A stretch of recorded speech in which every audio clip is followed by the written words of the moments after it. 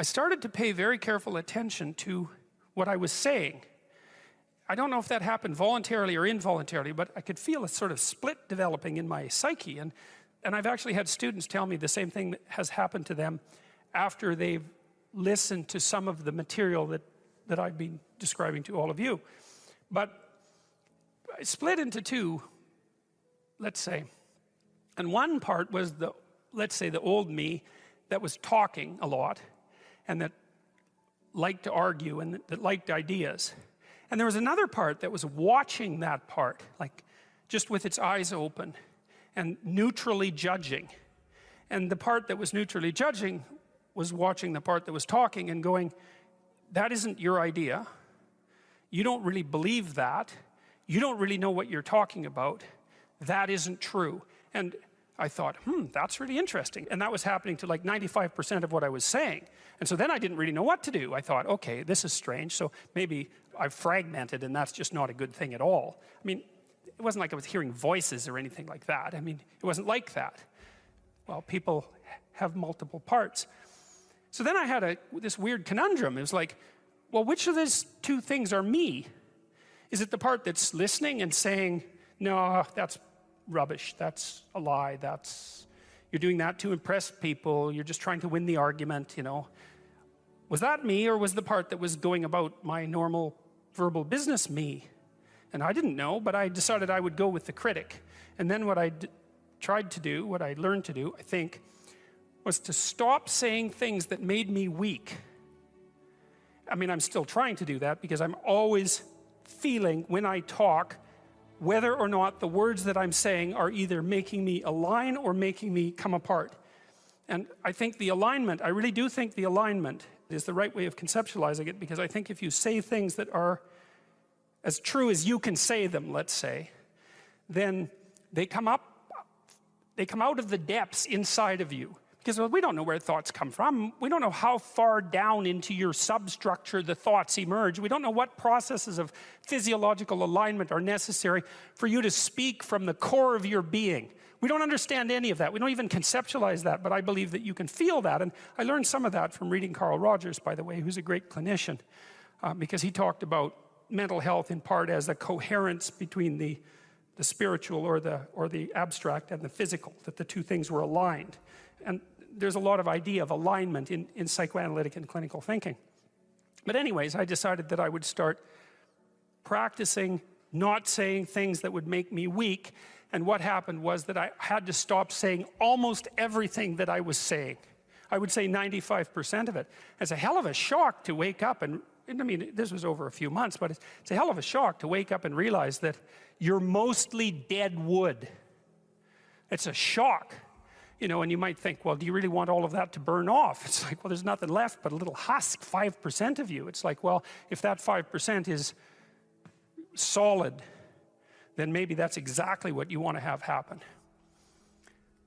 It's a question worth asking. Just exactly what are your motives? Well, you know, maybe they're purer than mine were, and it's certainly possible. I don't think that I'm naturally a particularly good person. I think I have to work at it very, very hard. And I don't necessarily think that everyone is like that. But some people are worse than that. And everyone's like that to some degree. So it's worth thinking about. Just how much trouble are you trying to cause? You know, and the other thing you might think about is that if you're not doing something important with your life, by your own definition, because that's the game that we're playing, you get to define the terms, at least initially. Maybe you're prone to cause trouble just because you don't have anything better to do. Trouble is more interesting than boring. You know, that's something you learn if you read Dostoevsky. Dostoevsky knew that extraordinarily well. And so if you're not doing something, if you're not pushing yourself to the limits of your capacity, then you have plenty of leftover willpower, energy, and resources to devote to causing interesting trouble.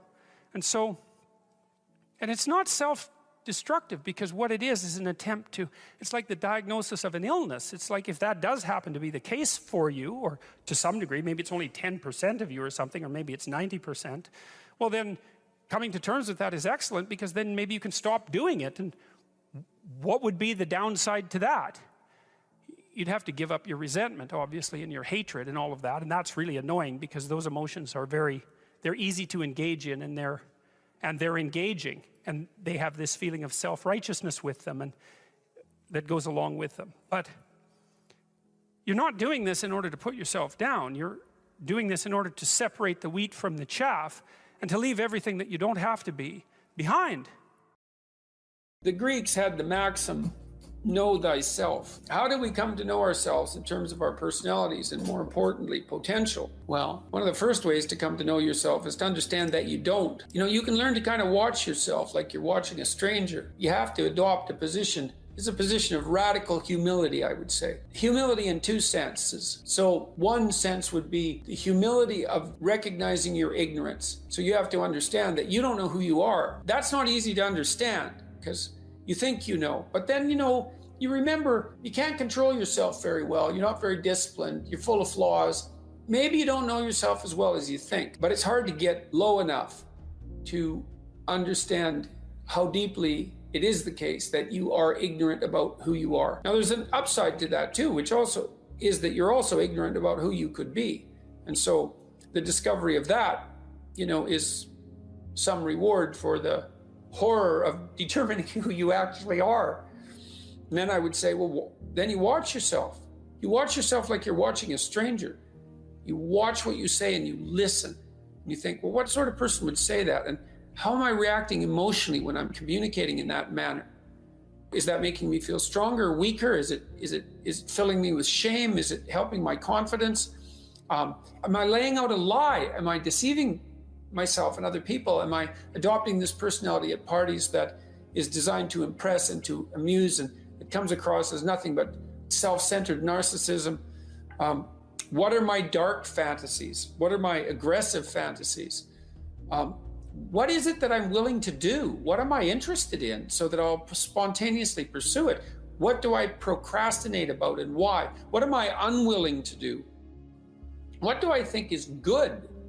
What do I congratulate myself for accomplishing? And what do I berate myself for failing to confront and to implement? Those are all incredibly complicated questions, and you don't know the answers to them. So that's a start. And then in terms of potential, well, you'll discover a little bit more about your potential as you discover who you are, especially the darker parts of yourself, because then you discover your potential for mayhem. There's some real utility in that. It's actually something that strengthens you, because the first thing that a realization like that can in fact produce is the ambition to incorporate that dangerousness into a higher order personality. And that can make you implacable. That can make you someone who can say no when you need to say no. That can make you someone who won't avoid necessary conflict. And so that's unbelievably useful. And so that's one of the potentials that you might discover. The other thing you do to discover your potential is you challenge yourself. It's like Rule 4 in my book, 12 Rules for Life, is compare yourself to who you were yesterday and not to who someone else is today. And that's kind of a good way to start this. It's like, well, take a bit of a look at yourself and think about what's not so good that you could improve, that you should improve by your own standards, and that you would improve, and set yourself a little goal. Maybe you're not studying at all at your university, or maybe you're at work and you've got this stack of paper there, and you haven't looked at that damn stack for like a month, and you know that you should be, and you're bothering yourself at night because you're avoiding that. You think, well, I've avoided that stack of paper completely for 1 month. I'm quite a coward when it comes to whatever snakes might be hidden in that stack of paper. How about tomorrow I just put that stack of paper in front of me on my desk, and I glance through it for 15 seconds. See if I can do that. It's like, well, you set yourself a goal of improvement. It's a humble goal, because really, are you such a coward that the best that you can bloody well manage after a month of avoidance is 15 seconds of exposure to a stack of paper? It could easily be. You've been avoiding it. You're obviously afraid of it. And so the situation could be that dismal and dire. And you might think, well, geez, it's no balm to my ego. It's not fostering the strength of my ego to recognize in myself someone who could only withstand 15 seconds of exposure to that thing I'm afraid of. And so that's a form of humility too. It's like there's things you could do to improve, and you know what they are. And there's small steps that you could take, that you might take, that would put you in that direction. And then the question is, are you big enough to take those small steps? You know, are you capable of grappling with the fact that you're fundamentally flawed to the point where you have to break things down into almost childlike steps in order to manage them? And the answer to that is, yeah, you are. And that's the lot of, I don't know if it's the lot of everyone. Most people have things they avoid, you know, and they're afraid of. So I would say to some degree, it's the lot of everyone. People vary in the degree to which they've conquered that. And you do meet people from time to time who are extraordinarily disciplined, but most of the time they've got disciplined in exactly this manner. It's through slow incremental improvement. And then you challenge yourself. It's like, well, could I do this? That would be better. Then you find out, and then you think, well, is there something slightly larger and more challenging that I could do that would be better? And you try it and you find out. And as you try it and you find out, generally you get better at it, and you can take on larger and larger challenges. You know, you take responsibility for yourself. That's part of standing up straight with your shoulders back. It's like, take on the world, man, but only at the level that you can manage. You know, when you're ignorant and biased and deeply flawed and immature, it's where everyone starts. You don't want to bite off more than you can chew, but it doesn't mean that you can't wrestle with part of reality. You know, some part that's small enough so that you have a good shot at victory.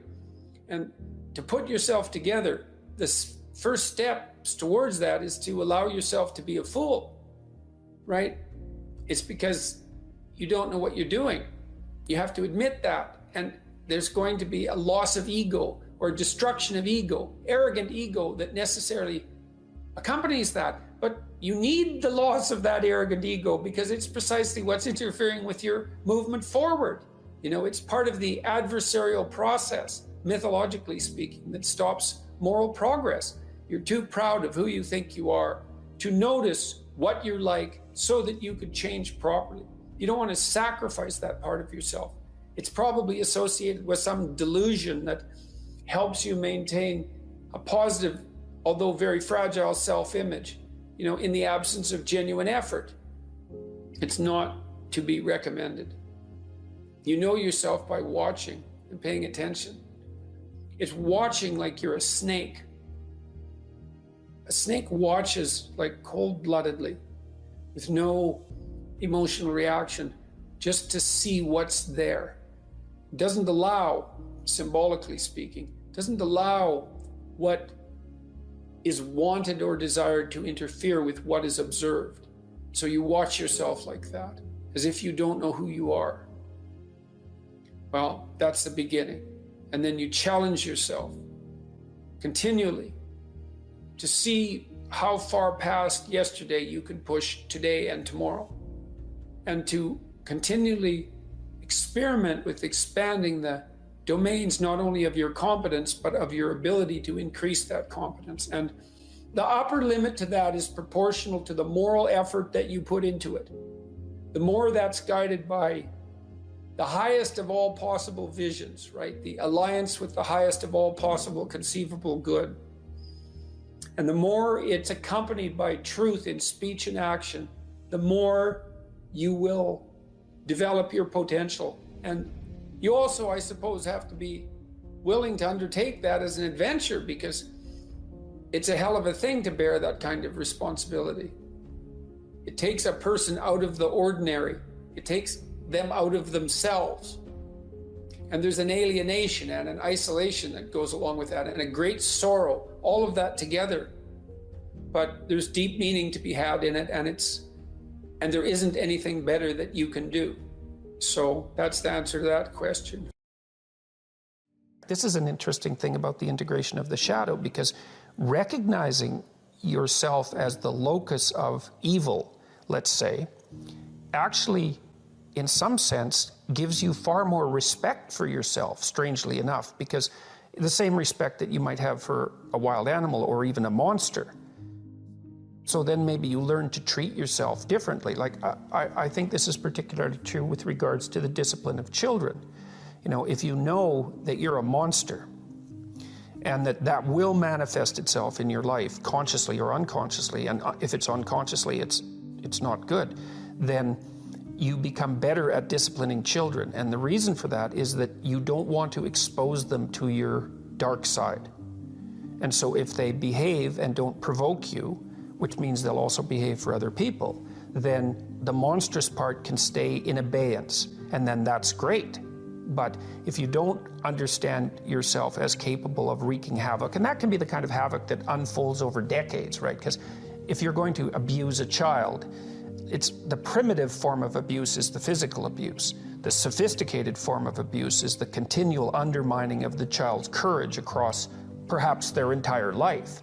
And that there's a terribly monstrous element to that. And if you're not respected properly by the child, say, you will absolutely take revenge on them. And, you know, in some sense, that's the whole Freudian psychoanalytic story. It's not all of it, but you either have that or it has you. Those are the options. And you don't become safe by being castrated. I've dealt with lots of people who have anxiety disorders, you know. And one thing about people who have anxiety disorders is they are not mysterious to me. It's no problem for me to understand why people have anxiety disorders, or why they're depressed, or why they have substance use problems. The mystery to me is always why people don't have all of those things at once, because everybody has a reason to be anxious. In fact, we have the ultimate reason to be anxious because we know that we're vulnerable and we know that we're going to die. And how you cannot be anxious under those circumstances is a great mystery. It's a massive mystery. And the same thing applies with regards to depression. And then the same thing applies to some degree with regards to drug and alcohol abuse. As I said last week, there's plenty of reasons to drown your consciousness in alcohol, that's for sure. We could refer to the aforementioned anxiety and depression, not least. And the sorts of drugs that people are prone to take are chemicals that take the affective edge off the tragedy of life. So back to the issue of fear. Abraham is self-conscious, that's what this commentary says, but the thing is he moves forward despite that. He's self-conscious and he knows the danger, but he moves forward despite that. And that's actually the appropriate response in the face of actual non-naive understanding of what constitutes life. Like if you're naive and you move forward, it's like, well, what the hell do you know? You know, there's no courage in naivety because you don't know what there is to stop you. You don't know what dangers you might apprehend, but to be aware of what it is that your problem is. So to be alert existentially, let's say, or to be fully self-conscious means that you're perfectly aware of your limitations and how you might be hurt. And then to make the decision to move forward into the unknown and the land of the stranger. Anyways, I would say that's one of the secrets to a good life. And I can say that really without fear of contradiction, I would say, because the clinical literature on this is very, very, very clear. What you do with people who are afraid, and to some degree depressed, but certainly anxious, is you lay out what they're anxious about, first of all, in detail. What is it that you're afraid of? What might happen? And then you decompose it into small problems, hypothetically manageable problems, and then you have the person expose themselves to the thing that they're afraid of, and what happens isn't that they get less afraid. That isn't what the clinical literature indicates exactly. What happens instead is they get braver. And that's not the same thing, right? Because if you get less afraid, it's like, well, the world isn't as dangerous as I thought it was, you know, silly me. If you get braver, that's not what happens. What happens is, yeah, the damn world's just as dangerous as I thought, or maybe it's even more dangerous than I thought, but it turns out that there's something in me that responds to taking that on as a voluntary challenge and grows and thrives as a consequence. And there's no doubt about this. Even the psychophysiological findings are quite clear. If you impose a stressor on two groups of people, and on one group the stressor is imposed involuntarily, and on the other group the stressor is picked up voluntarily, the people who pick up the stressor voluntarily use a whole different psychophysiological system to deal with it. They use the system that's associated with approach and challenge, and not the system that's associated with defensive aggression and withdrawal.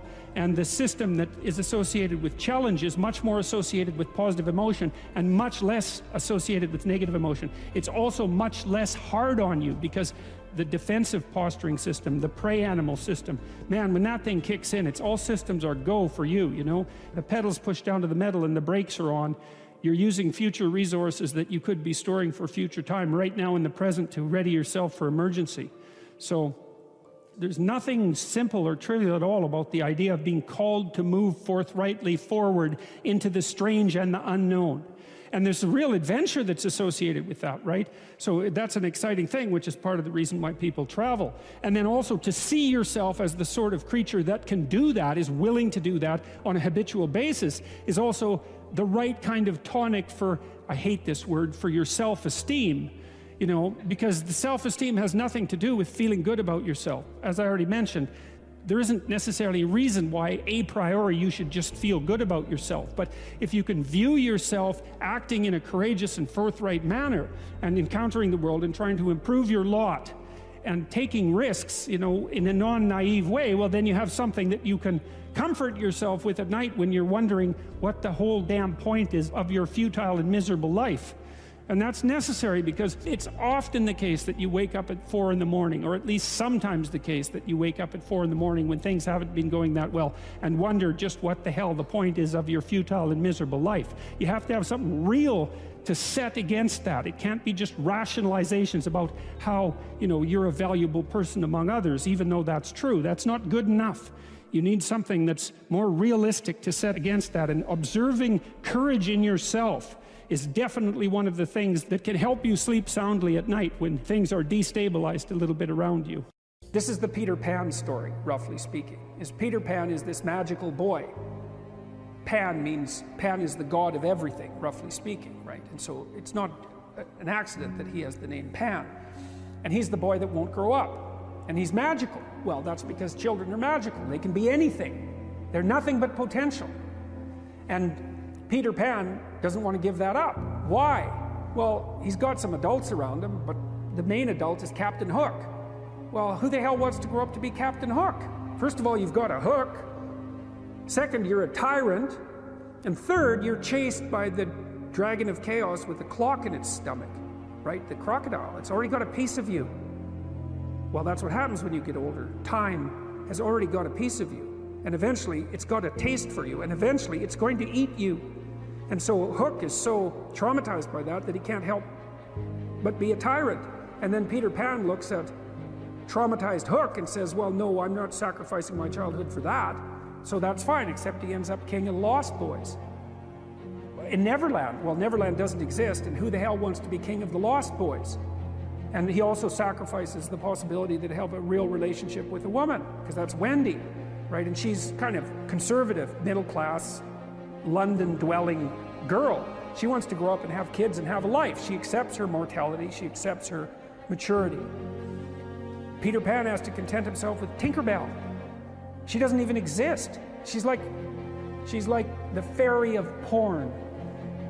She doesn't exist. She's the substitute for the real thing.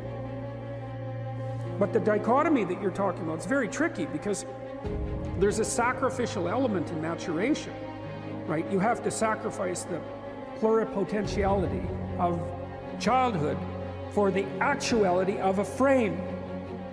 And the question is, well, why would you do that? Well, one reason is it happens to you whether you do it or not. You can either choose your damn limitation, or you can let it take you unaware when you're 30, or even worse, when you're 40. And then that is not a happy day.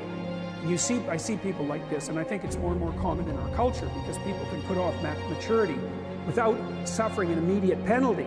But all that happens is the penalty accrues, and then when it finally hits, it just wallops you. Because when you're 25, you could be an idiot. It's no problem. Even when you're out in a job search, it's like, well, you don't have any experience and you're kind of clueless. It's, yeah, you're young. You know, it's no problem. That's what young people are like, but they're full of potential. Okay, well, now you're the same person at 30. It's like people aren't so thrilled about you at that point.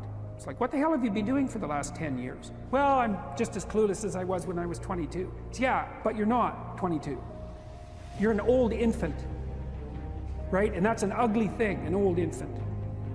So part of the reason you choose your damn sacrifice, because the sacrifice is inevitable, but at least you get to choose it. And then there's something that's even more complex than that in some sense, is that the problem with being a child is that all you are is potential, and it's really low resolution. You could be anything, but you're not anything. So then you go and you adopt an apprenticeship, roughly speaking. And then you become, at least you become something. And when you're something, that makes the world open up to you again. You know, like if you're a really good plumber, then you end up being far more than a plumber, right? You end up being a good employer. You know, if you're a really good plumber, well, then you have some employees, you run a business, you train some other people, you enlarge their lives, you're kind of a pillar of the community, you have your family. Once you pass through that narrow training period, which narrows you and constricts you and develops you at the same time, then you can come out the other end with a bunch of new possibility at hand. And Jung talked about that. He thought that part of the proper path of development in the last half of life was to rediscover the child that you left behind as you were apprenticing. And so then you get to be something and regain that potential at the same time. Very, very smart. Well, he was very, very smart. So that's a very wise thing to know.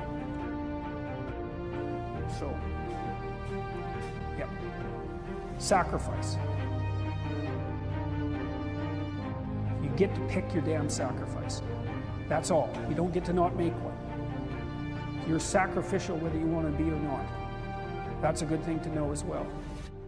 If you ask a disagreeable person what he wants, say, or she wants, they'll tell you right away. They know. It's like, this is what I want and this is how I'm going to get it. But agreeable people, especially if they're really agreeable, are so agreeable that they often don't even know what they want, because they're so accustomed to living for other people and to finding out what other people want and to trying to make them comfortable and so forth, that it's harder for them to find a sense of their own desires as they move through life.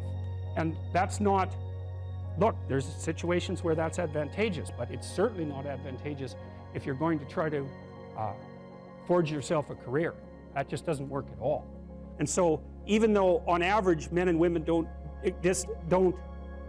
aren't that much different in terms of their levels of agreeableness by the group, if you go out and you look at the extremes, they're very different. So all of the most agreeable people are women and all of the most disagreeable people are men. And the thing is, the extremes are often what matter rather than what's in the middle. And so one of the ways that's reflected in society, by the way, is there's way more men in prison. And the best personality predictor of being imprisoned is to be low in agreeableness. It makes you callous. Now you might think, well, what's the opposite of compassion and politeness? And the answer to that is, I think it's best sort of conceptualized as a trading game. So let's say that we're going to play repeated trading games. And if you're very agreeable, then you're going to bargain harder on my behalf than you're going to bargain on your own behalf. Whereas if you're very disagreeable, you're going to do the reverse. You're going to think, I'm in this trading game for me, and you're going to take care of your own interests. Where an agreeable person is going to say, no, at best this is, at worst this has to be 50-50, but I'd like to help you every way I can. One of the things you have to be careful of if you're agreeable is not to be exploited, because you'll line up to be exploited. And I think the reason for that is because you're wired to be exploited by infants. And so that just doesn't work so well in that actual world. And one of the things that happens very often in psychotherapy, you know, people come to psychotherapy for multiple reasons, but one of them is they often come because they're too agreeable. And so what they get is so-called assertiveness training, although it's not exactly assertiveness that's being trained. What it is the ability to learn how to negotiate on your own behalf. And one of the things I tell agreeable people, especially if they're conscientious, is say what you think. Tell the truth about what you think. There's going to be things you think that you think are nasty and harsh. And they probably are nasty and harsh, but they're also probably true. And you need to bring those up to the forefront and deliver the message. And it's not straightforward at all, because agreeable people do not like conflict. Not at all. They smooth the water. You know, and you can see why that is in accordance with the hypothesis that I've been putting forward. You don't want conflict around infants. It's too damn dangerous. You don't want fights to break out. You don't want anything to disturb the relative peace. You know, and if you're also more prone to being hurt physically and perhaps emotionally, you're also maybe loath to engage in the kind of high-intensity conflict that will solve problems in the short term, because it takes a lot of conflict to solve problems in the short term. And you know, if that can spiral up to where it's dangerous, which it can if it gets uncontrolled, it might be safer in the short term to keep the water smooth and to not delve into those situations where conflict emerges. The problem with that is it's not a very good medium to long-term strategy, right? Because lots of times there are things you have to talk about because they're not going to go away. And the advantage to having a well-socialized disagreeable person is that they really don't let much get in their way. So if you can get a kid who's disagreeable socialized, that person can be quite the creature, you know, because they're very forward moving in their nature and very difficult to stop. But if you don't get them successfully domesticated, tamed, roughly speaking, by the time they're 4, their peers reject them. And that's a big problem, because your job as a parent is to make your child socially desirable by the age of 4. Like you want to burn that into your brain, because people don't know that. That's your job. And here's why. It's easy if you think about it carefully. So you imagine you've got a 3-year-old child, so sort of halfway through that initial period of socialization, and you take that child out in public. Okay, what do you want for the child? Who cares about you? What do you want from for the child? You want the child to be able to interact with other children and adults so that the children are welcoming and smile and want to play with him or her, and so the adults are happy to see the child and treat him or her properly. And if your child's a horrible little monster because you're afraid of disciplining them or you don't know how to do that properly, then what they're going to do is they're going to experience nothing but rejection from other children and false smiles from other parents and adults. And so then you're throwing the child out there into a world where every single face that they see is either hostile or lying. And that's not something that's going to be particularly conducive to the mental health or the well-being of your child.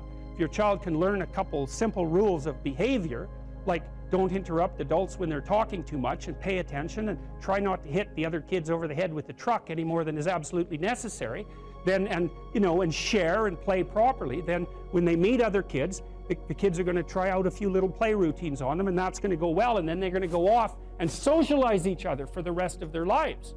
Because that's what happens, is that from 4 years old onwards, the primary socialization with children takes place among other children. And so if the kids don't get in on that early, they don't move into that developmental spiral upwards, and they're left behind. And you can imagine how terrible that is, because a 4-year-old will not play with another 4-year-old who's 2. But a 5-year-old certainly will not play with a 5-year-old who's 2, right? Because the gap is just starting to get unbelievably large. And so the kids start out behind, and then the peers leave them behind, and then those kids are alienated and outside the peer group for the rest of their life. Well, those are the ones that grow up to be long-term antisocial, right? They're already aggressive. It doesn't dip down. Now, what happens to normal boys, roughly speaking? Imagine the aggressive 2-year-old types. They get socialized, so their level of aggression goes down, and then they hit puberty and testosterone kicks in, and bang, levels of aggression go back up. And so that's why males are criminals between the ages roughly of 16 and about 25. So, and it matches the creativity curve, by the way. It's so cool. If you look at the spike of creativity among men, 16 to 25, then it starts to go down. Criminality matches that absolutely perfectly. So that's quite cool. So, and so the testosterone levels raise the average level of aggression among men. It's more dominance than aggression, actually, and testosterone is by no means all bad. And then it starts to decrease at about age 25 or 26, which is usually when men stop staying up late at night, stop drinking as much, develop a full-time career, and take on the burdens and responsibilities and opportunities that are associated with a long-term partner and family. And so, well, so that's the development of what I would call predatory aggression, because I also think that the agreeableness distribution is probably something like predatory aggression versus maternal sympathy. It's something like that. So if you look at other mammals that are predators, because we're predators as well as prey animals, if you look at other animals like bears, the male bear has absolutely nothing to do with the raising of the infants. In fact, the female bears will keep the male the hell away because he's likely to kill the infants and maybe even to eat them. So there's no maternality at all in solitary male mammalian predators. It's really useful to investigate the viewpoints of people who have opposing views to yours, because they'll tell you things. Not only will they tell you things you don't know, they'll also tell you how to see the world in ways that you don't see it. And they'll also have skills that you don't have, that you could develop. So for example, if you're an introverted person, it's very useful to watch an extroverted person, because the extroverted person has ways of being in the social world that aren't natural to you, that you can use to improve your toolkit. And if you're disagreeable, one of the best things to do with disagreeable people, especially if that's alienating them from other people, for example, because it can, you know, people treat you like you're a selfish, arrogant son of a, maybe that's because you are. It's like, okay, so what do you do about that? One of the most promising treatments, let's say, for that is get the person to do something for someone else once a day, just as a practice, and learn how to do it. Maybe you can wake the circuit up, you know, if you think that it's lying dormant in you, which is probably right. You know, I think we have a very wide range of propensities within us. Some are switched on, genetic propensities. Some are switched on, but I think that if you put yourself in the right situation or walk yourself through the right exercises, you can switch some of these other things on as well. But it takes work and dedication and discipline. I would say, generally speaking, if you want to adapt yourself properly to life, you should find a niche in the environment that corresponds with your temperament. Right? You shouldn't work at cross purposes to your temperament because it's just too damn difficult. But having done that, then you should work on developing the skills and viewpoints that exist in the space opposite to your personality, because that's where you're fundamentally underdeveloped. And that way I think you can extend out your temperamental capability across a wider range. And to me, that's roughly equivalent as bringing a richer toolkit to each situation. You know, so if you're hyper extroverted, you should probably learn to shut up at parties now and then and listen just to see what's going on, to see if you can manage it, you know. And if you're introverted, well, then you should learn how to speak in public and to learn how to go to parties without hiding in the corner and saying nothing to anyone. You know, and if you're agreeable, then you need to learn how to be disagreeable so people can't push you around. And if you're disagreeable, you need to learn how to be agreeable so that you're not an evil son of a bitch. So, and the same thing applies even in the conscientious domain. It's like if you're too conscientious, you need to learn to relax and let go a little bit. And if you're unconscientious, it's time, like, get out the Google Calendar, man, and start scheduling your day, right? And beat yourself on the back of the head with a stick until you're disciplined enough so that you can actually stick to something for some length of time and not living in absolute squalor, which is something that would characterize someone who's very disorderly, for example, because they don't notice. It doesn't bother them, disorder. It's like, maybe they can see it, but it doesn't have any emotional valence, and so it doesn't have any motivational significance. You know, so the other thing you might want to think about too, if you're choosing a partner, is try not to choose someone who's too distant from you on the temperamental variables, because you're going to have a hard time bridging the gap. You know, it's hard for an introverted person and an extroverted person to coexist. And it's really hard for an orderly person and a disorderly person to coexist, because they will drive each other nuts. Why don't you pick up? Why are you so obsessed by it? That's the basic argument, you know. So it's useful to know about your temperament so that you can negotiate the space with your partner as well. And I don't think you should try to find someone who's exactly the same as you, because then you don't have the benefits of the alternative viewpoint. But you got to watch it, because you may hit irreconcilable differences of various sorts. And I've seen that most particularly among couples who are high and low in openness. That's a rough one. And also high and low in conscientiousness. That's another rough one, because they just cannot see how the other person sees the world at all. You know, if you don't know what you should do with your life, you don't know who you should be, sometimes you think about that as what career you should pursue. But here's another way of thinking about it. It's kind of a SEAL's ethos that Congressman Crenshaw detailed out. Here's some things you could be. Those are my words. These are his. You'll be someone who's never late. You will be someone who takes care of his men, gets to know them, and puts their needs before yours. You will be someone who does not quit in the face of adversity. You will be someone who takes charge and leads when no one else will. You will be detail-oriented, which you discuss a lot in later sections of the book, always vigilant, attentive. You will be aggressive in your actions, but never lose your cool. You will have a sense of humor, because sometimes that is all that can get you through the darkest hours. You will work hard and perform, even when no one is watching. You'll be creative and think outside the box, even if it gets you in trouble.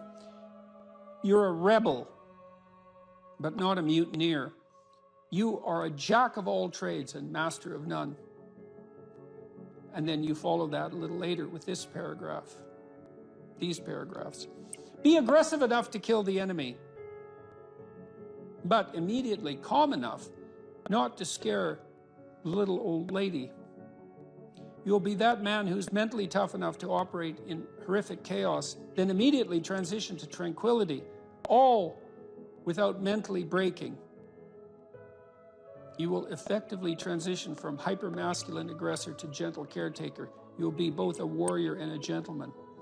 The qualities that made SEAL leaders great were rarely physical in nature. They listened.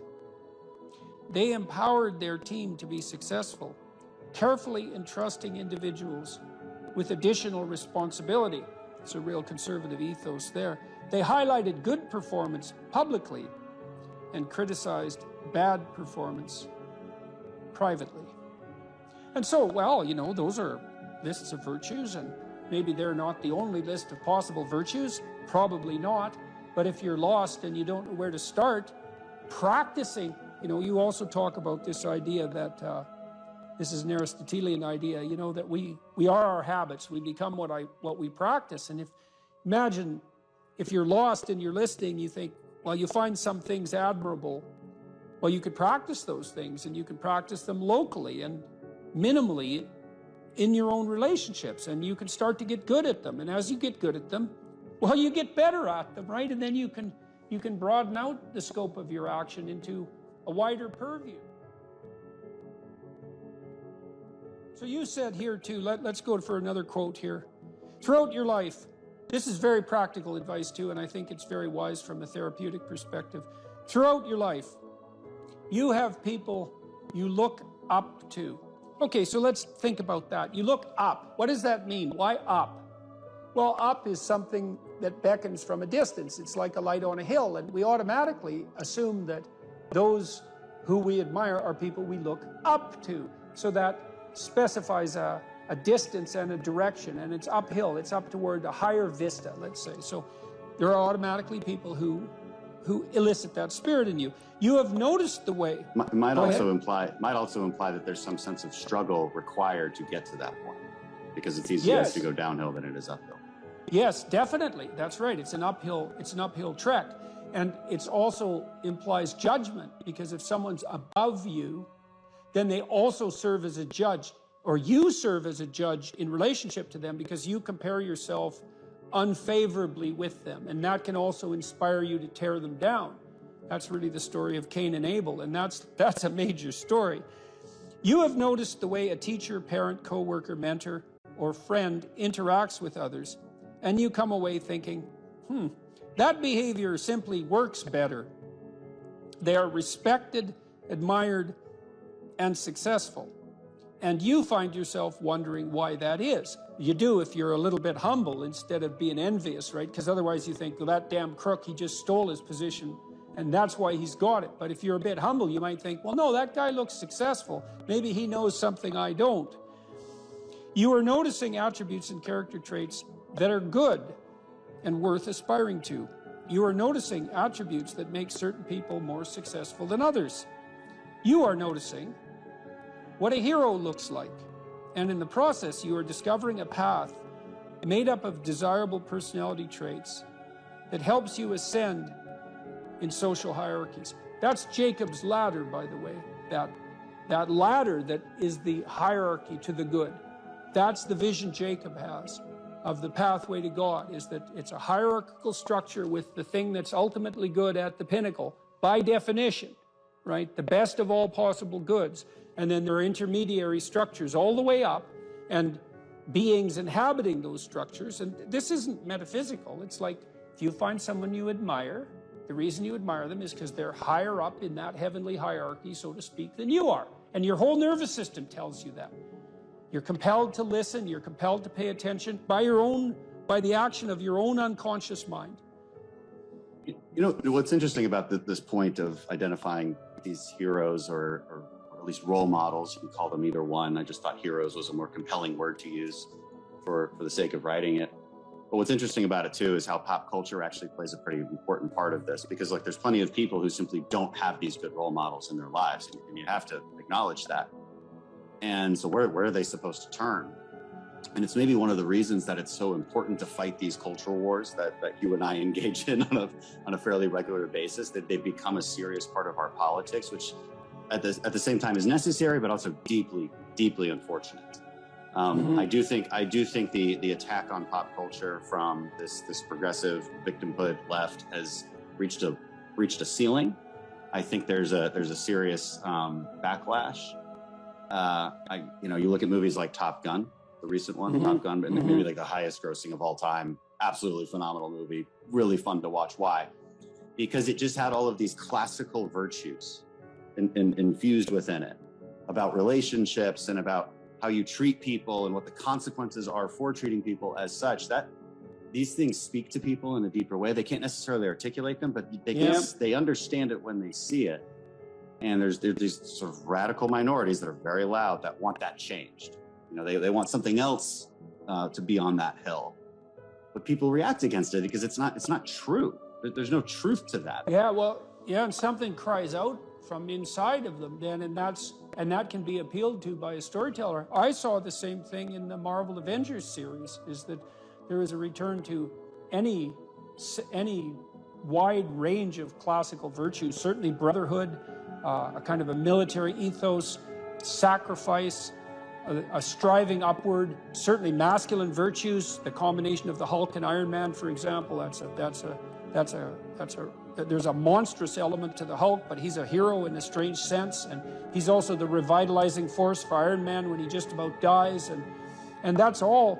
The reason those movies were so necessary and so attractive is because they are, in fact, addressing a radical conceptual void in the culture, and it's a void that you're addressing in your book, especially with your appeal, trifold appeal, let's say, to duty, responsibility, and humor at the same time, right? Which is a kind of stoicism in the face of catastrophe.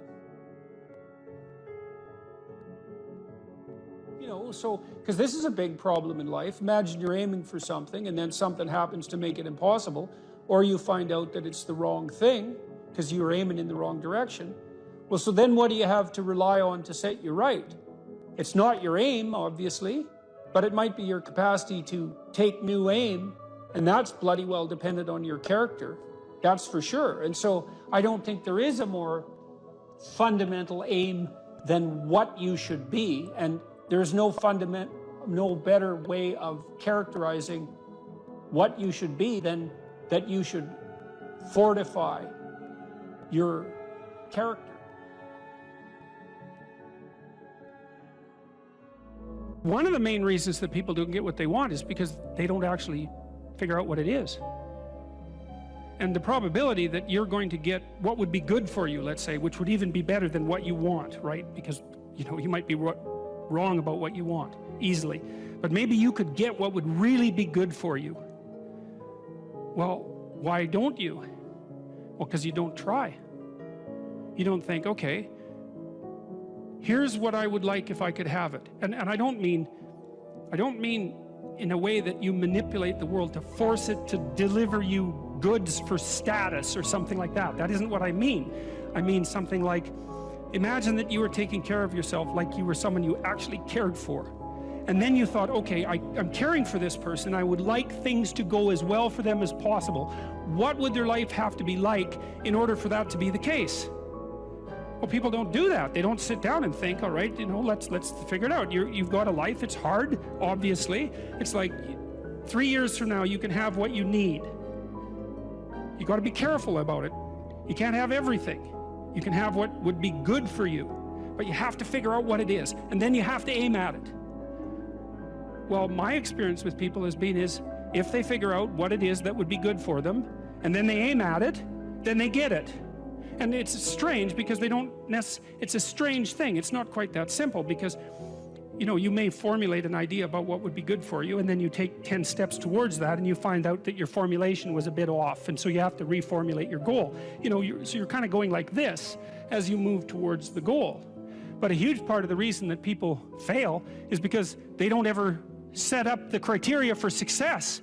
And so since success is a very narrow line and very unlikely, the probability that you're going to stumble on it randomly is 0. And so there's a proposition here, and the proposition is, if you actually want something, you can have it. Now the question then would be, well, what do you mean by actually want? And the answer is that you reorient your life in every possible way to make the probability that that will occur as certain as possible. And that's a sacrificial idea, right? It's like, you don't get everything. Obviously. But maybe you can have what you need. And maybe all you have to do to get it is ask. But the asking isn't a whim or today's wish. It's like, you have to be deadly serious about it. You have to think, okay, like, I'm taking stock of myself. And if I was going to live properly in the world, and I was going to set myself up such that being would justify itself in my estimation, and I don't mean as a harsh judge, exactly what is it that I would aim at? Sit on your bed one day and ask yourself,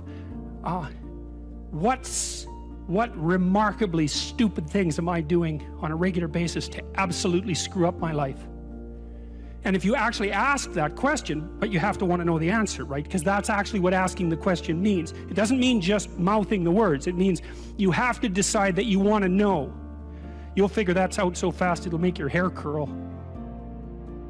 In the future authoring program, which is the one we've done the most research on, so if people do this for 90 minutes badly before they go to college, it'll decrease the probability they'll drop out in the first year by 50%. That's amazing. And it works particularly well for people who are most likely to drop out. So a lot of psychological interventions help the good performers do even better and don't help the bad performers that much. And why do you think it helps them more? Well, I think the good performers already have a bit of a vision and a plan, whereas the bad performers, they're really ambivalent about what they're doing because they don't have a plan. And we'll talk more about why this is so important.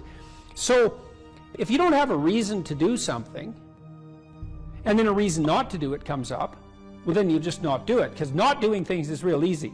You could just sit there and not do things all day. Doing things takes effort, and so any resistance is likely to, it pushes back against you. And so going to college, it's like, well, why is that difficult? Well, you have to get up, you have to go to your classes, you have to do the assignments, you have to do the reading, you have to write the tests, you have to believe that this path is somehow better than any other path you could be on, and there's innumerable other paths, and that it's better in some fundamental sense than just doing nothing or playing games or being purely hedonic. So there's a lot of, because it's difficult, there's a lot of obstacles. And if you don't have a reason, well, why would you overcome the obstacles? And so what happens when you do the future authoring program is two things. Is first of all, you construe yourself as the sort of person who could have a reason, right? Who could make a vision and impose it on the world. And how do you do that? And then second, you actually develop a vision. Okay, so the first thing the program asks you to do, and it's got a biblical element to it in some fundamental sense, although that wasn't so explicit when we first developed it, but I came to realize that later. There's a statement in the Gospels. Christ says to his followers, ask and you'll receive. Knock and the door will open. Seek and you'll find. And you listen to that and you think, no way, man, it can't be that easy. Well, it's that easy. Because let's think about what wanting means. You want something. You want to find, so you'll seek. How hard are you going to seek? You know, maybe you're after the Holy Grail, right? Or you're after the gold in the dragon's lair, or the jewel in the toad's head. You're after something that's guarded by some monstrous figure. You're going to seek? How committed to that are you? And there's a total commitment in that in a fundamental way. Is like you should be humble enough to be open to learning, to radical transformation, to the probability that you're really wrong if you're not finding what you're seeking, and the willingness to sacrifice virtually everything of lesser value for that goal. Otherwise, you do not want it. You did not ask. You are not seeking. You did not knock on the door. Well, this is the development of a vision. Now, you can construe consciousness as the implementer of the vision in the broadest sense. So what we really confront as human beings isn't a deterministic world that runs like clockwork that the past pushes forward in an algorithmic or deterministic manner. That isn't how the world works. The way the world works is that we confront a horizon of possibility that's not predictable. It's somewhat predictable the way a musical piece is predictable. So it's rule governed, but it's not predictable in a deterministic way. And it's full of possibility and potential. That's actually its nature. It's potential in its nature. And to maximize the quality of our interaction with that potential, we have to impose a vision on it and then pursue the vision. And so when you do the future authoring program, well, that's what you're trying to do, is develop a vision. So here's the first exercise. It's like, okay, here's the deal, all right? You get to have what you need and what you want. Maybe even better, you get to have what you need and want if you were treating yourself properly. So imagine, first of all, that you were treating yourself properly because you actually cared for yourself. Okay, and say you don't. Yeah, well, you don't. How do you help somebody? Well, you at least ask them to open the door to the possibility that maybe they could. So just imagine that you did. Not that you are, that you could, but that you tried. Think, okay, I'm a valuable person, maybe, and if I was treating myself like I had intrinsic value, like if you were treating yourself like you were someone you loved, so you could imagine doing this for someone you actually cared about. Because most people care about someone that isn't them. So do you identify someone you care about? Well, you can, yes, you can say, because it does tell you. It's like, well, if you're not so good at caring for yourself, imagine someone you love and then pretend that you're bringing that attitude to bear on you with all your faults and inadequacies. I'm not being casual about this. It's hard for people to do this, right? Because we know our own flaws so deeply. It's hard for us to take care of ourselves. But imagine that you should take care of yourself and that you could and that you did. Just imagine that. So that's opening up at least the door, right? Yeah. And then you say, well, 5 years down the road, you get to have what you want and need. What is it? And so this is a deep question. So, because the question is this: your life is going to be difficult, and it's going to be marked by suffering and tragedy in all sorts of different ways. Disappointment and obstacle and betrayal and the whole panoply of human catastrophe. That's absolutely 100% definitely coming your way. Okay, so given that, and given that you want to live a life free of resentment and bitterness and premature aging and excess suffering, and that you don't want to be a burden to everyone around you, what would you have to make carrying that weight worthwhile? That's a hard question, you know. It's like, what justifies your suffering? That isn't how am I going to be happy. It's what justifies your suffering. Well, ask yourself. You get to have what you want. If you're taking care of yourself, what would it be? Okay, and so you write for 15 minutes about what your life might be like 5 years down the road if you got to have what you needed and wanted. And then we concretize it. You know, I had lots of clients and students who said, well, I don't know what to do with my life. What should I do with my life? And the first answer to that question is, that's not a very good question. Because it's like, what, do you want a one-line answer to what you should do with your life? Like, life is everything, and you want a one-line answer to everything. No. Bad question. You can imagine a desirable future, but it helps to particularize it. So one of the things you might ask is, where do people find meaning? And the answer is, well, in multiple places. Here's some places people typically find meaning. So if clients came to me and they were depressed, first of all, I'd try to find out, are you depressed? Or do you just have a terrible life, or some combination of those two? And you might ask, what's the difference? And that's a really good question. If you're depressed, you have a good life, but you're suffering. So what would it mean that you have a good life? Well, it means somewhat different things to different people, but you can kind of triangulate on it. Probably you have an intimate relationship, or at least you have the prospects of one. So at least you want one, and you believe that maybe you could have one if you don't have one, and probably if you have a good life, you have one. You have some friends. They're real friends, right? You have some family members, children, perhaps, if not children, parents and siblings, or perhaps both, grandchildren. You're nested inside a family, and your relationships with your family are desirable.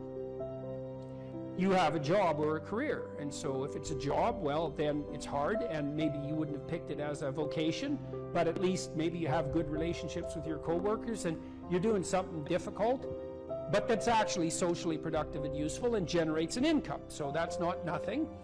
You're educated to the level of your intellectual capability, or you have plans to do so. You're taking care of yourself mentally and physically, and you have a strategy for dealing with the realm of signal temptation, drug and alcohol abuse and sexual misbehavior and that sort of thing. And then we've added one more recently, at least conceptually, that you've adopted a certain degree of civic responsibility, right? You're participating in the broader community in some manner. And if you're doing none of those, my life is meaningless. Are you doing any of these? No. Well, that's why it's meaningless. Those are the domains of meaning.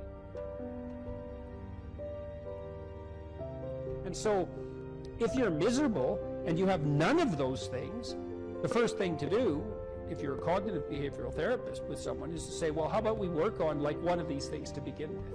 You know, you need some friends. You need to get out in the dating market. You need a job or a better job. You need an educational plan. Like, you don't have a life, so of course you're miserable, because without sustaining meaning, life is just tragedy. And so your lot is misery. And so anyways, we ask people to go through these 8 different domains and say, okay, you can have what you want, but you have to aim at it. Sin means to miss the mark, by the way. It means to miss the target. That's what takes you away from God, is to miss the target. What target? Yeah, right. What target? Right. You got to at least know there's a target, then you got to try to hit it. You know, and maybe you don't even know where the target is, but your aim isn't good, but at least you've set up a target now, and you can practice. And so, well, if you had an intimate relationship, what would it look like? If you had some friends, how would you like those friendships to be conducted? If you had a job or a career, what could it be if you had what you wanted? It's very helpful for people to hear that they should make themselves competent and dangerous and take their proper place in the world. Competent and dangerous? Mm-hmm. Why dangerous? Because it's the alternative to being weak. And weak is not good. The people who shoot up the high schools, they're weak. They're weak. How is it good to be dangerous? Because it makes you formidable.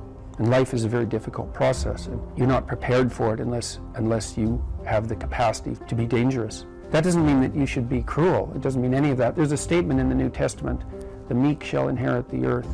But the meek isn't well translated. It means something more like those who have swords and know how to use them but keep them sheathed will inherit the world. That's a way better way of thinking about it. You have to be powerful and formidable and then peaceful, in that order. And that's not the same as being naive and weak and harmless, which is what young men are being encouraged to be. It's like, that's a very bad idea. It's a very bad idea. Because naive, weak, and harmless means that you can't withstand the tragedies of life. You can't bear any responsibility. You'll end up bitter. And when you get bitter, then you get dangerous. But one thing I'm not getting, there's a big difference between letting people do something for themselves and saying men should be dangerous. By dangerous, that implies I should be ready to threaten someone, to hurt somebody. No, you should be capable of it. But that doesn't mean you should use it. There's nothing to you otherwise. Like, if you're not a formidable force, there's no morality in your self-control. If you're incapable of violence, not being violent isn't a virtue. People who teach martial arts know this full well, right? If you learn a martial art, you learn to be dangerous, but simultaneously you learn to control it. Both of those come together. And the combination of that capacity for danger and the capacity for control is what brings about the virtue. Otherwise, you confuse weakness with moral virtue. I'm harmless, therefore I'm good. It's like, no, that isn't how it works. That isn't how it works at all. If you're harmless, you're just weak. And if you're weak, you're not going to be good. You can't be, because it takes strength to be good. It's very difficult to be good. People are afraid of the truth because often if you reveal it, it causes conflict in the moment. Telling the truth is definitely an adventure. Seeking for sure, but also telling. Another way of going about it is to just say what you think and see what happens. That's an adventure, because you don't know what the outcome is going to be. So look, there's this old idea that it's necessary to have faith in the truth. And so here's a way of thinking about that. Someone asks you a question and you might think, well, here's the outcome I want, and so here's how I'm going to answer that question. So that's one way of approaching it. But another way of approaching it is, you ask me a question, I'm going to think about the answer, and I'm just going to tell you what I think. And it doesn't matter what the outcome is, because I'm willing to see what the outcome will be, predicated on the idea that there isn't a better outcome than the one that truth produces. Even if it's harsh and terrible in the short term, and sometimes it is, it's like there isn't a better way of doing it. Now, you might say, well, how do you know that? And the answer is, well, I don't know that. That's why it's an article of faith, because I believe, and I believe this deeply, the being that you produce as a consequence of telling the truth is good, by definition, even though it's harsh and often uncomfortable, because you get in trouble. One of the things that I've really learned recently, or learned to articulate better, is that there's a very tight relationship between aspiration and responsibility. The first question might be, do you need to aspire to something? And the answer is, well, yes, because you have to do something. You can't, if you just sit there, you'll die. You can't just sit there. You have to go act out in the world. Okay, so act towards what? Well, that's whatever your aspiration is. You have to have an aim. Okay, well, what should the aim be? Well, it should be something worth doing, let's say. Why do something that you don't feel is worth doing? What do you think's worth doing? Well, if you watch other people and you judge when they're doing something worthwhile, you usually judge them positively if you see that they're taking responsibility, at least for themselves. But do you want to be completely useless so other people have to take care of you? That's pretty pathetic. And maybe you could get your act together so you're taking care of yourself and your family. And maybe you could even do better than that and take care of yourself and your family and your community. Well, good for you. That's responsibility, and that's an aim. Well, here's one of the things that's cool about that, is that your life doesn't have meaning without aspiration or an aim. Okay, so you need a hierarchy of values. There's got to be something at the top. It's got to be something important. If you don't have that, your life doesn't have any meaning. So if you criticize the hierarchy, or even the idea of hierarchy, you destroy the idea of aspiration, and then people have nothing. Well, that's not helpful. People are built for a struggle, and they're built for a weight, and you want to take on a heavy burden voluntarily. See if you can put yourself together. See what you can do out in the world while you're waiting to die. It's an all-in game. It better be worthwhile. You need a family, you need friends. Like, you don't need to have all these things, but you better have most of them. Family, friends, career, educational goals, plans for, time outside of work, attention to your mental and physical health, etc. That's what life is about. And if you don't have any of those things, well, then all you've got left is misery and suffering. So that's a bad deal for you. So, number one, specify your damn goals, because how are you going to hit something if you don't know what it is? That isn't going to happen. And often people won't specify their goals too, because they don't like to specify conditions for failure. So if you keep yourself all vague and foggy, which is real easy, because that's just a matter of not doing as well, then you don't know when you fail. And people might say, well, I really don't want to know when I fail, because that's painful, so I'll keep myself blind about when I fail. That's fine, except you'll fail all the time then. You just won't know it until you've failed so badly that you're done. And that can easily happen by the time you're 40. You would like to be productive and have a good life, and that's how you make the schedule. It's like, and then you look at the day and you think, well, if I had that day, that'd be good.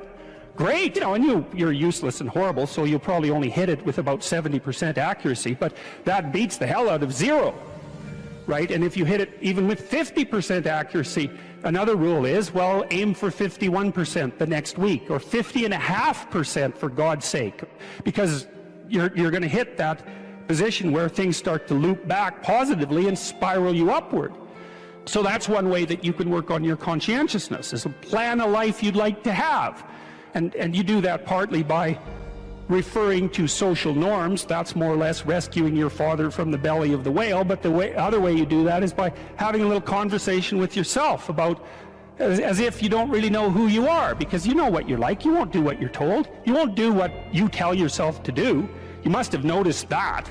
It's like you're a bad employee and a worse boss, and both of those work for you. You don't know what you want to do, and then when you tell yourself what to do, you don't do it anyways. But, my point is that you have to understand that you're not your own servant, so to speak. You're someone that you have to negotiate with. And you're someone that you want to present the opportunity of having a good life to. And that's hard for people, because they don't like themselves very much.